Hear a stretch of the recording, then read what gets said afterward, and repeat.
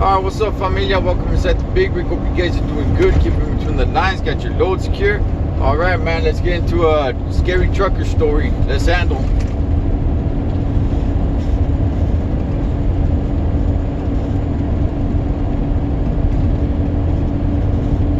I'm a coast-to-coast trucker, or at least I was.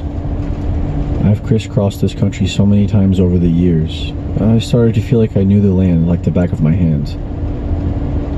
I thought I'd seen just about everything, but I was wrong. Something happened on my last route that makes me feel like I'm either going crazy or I saw something that stands as a warning sign for all of us, not just truckers, but anyone who lives on this continent.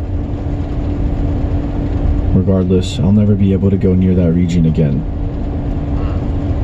I was heading east on Interstate 40 through the desert of New Mexico on my way to Richmond. I just left Oxnard the previous day with a load full of produce.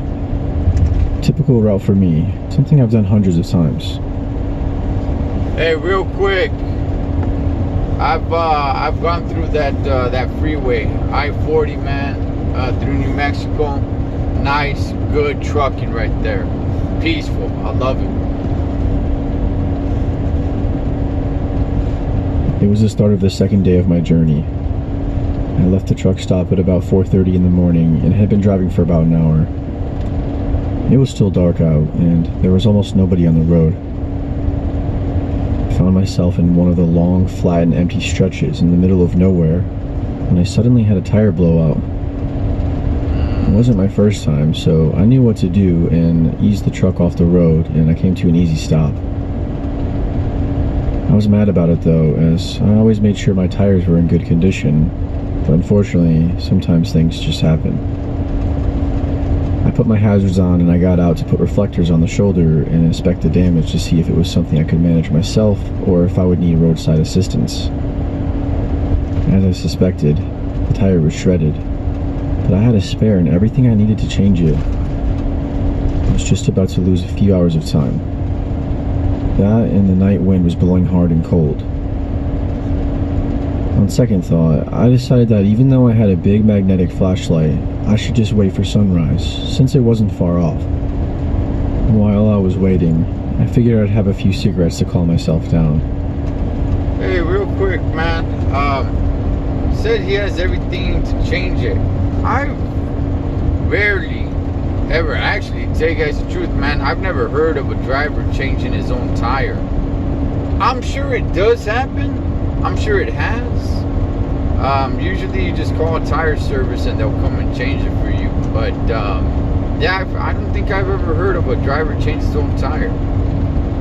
But hey, man, this guy's got it all, so take care of it, right?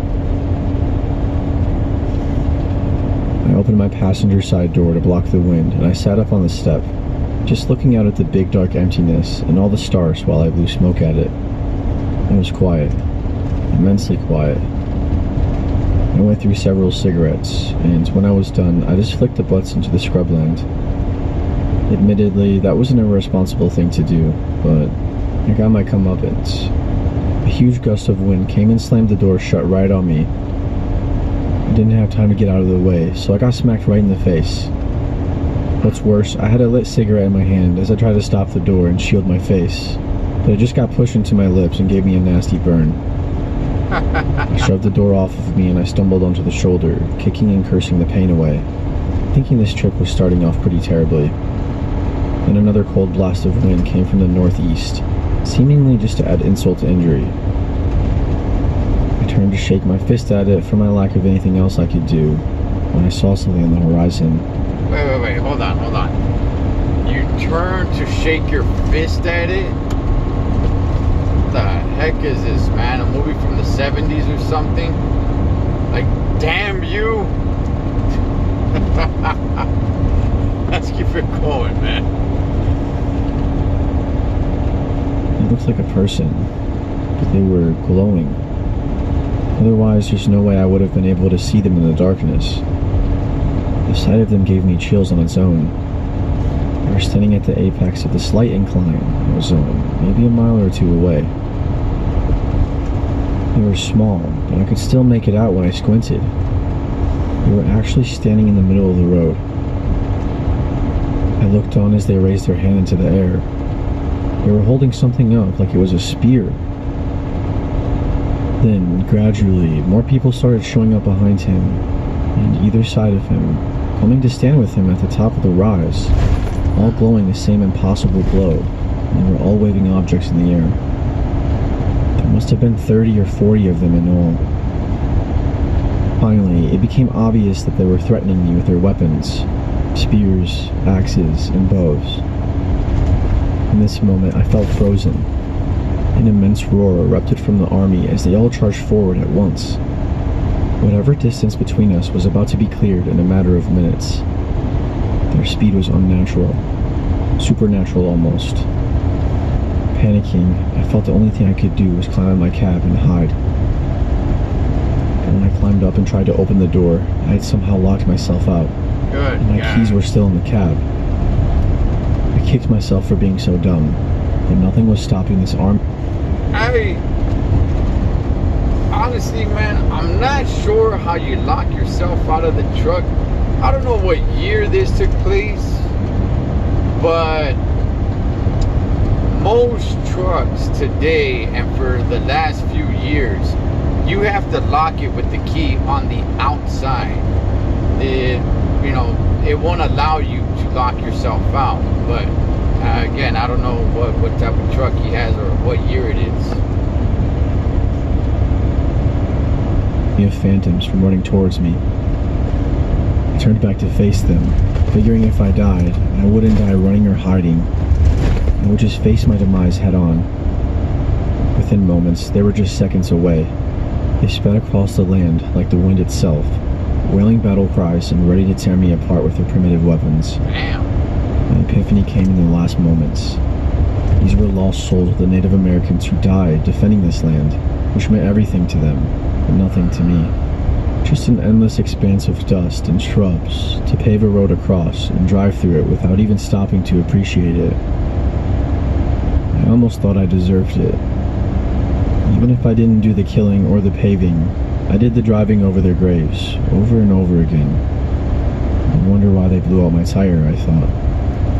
But then, God arrived with the rising sun, and as the first light of the day touched their hollow glow, they all evaporated into thin desert mist, the wispiest morning dew in existence.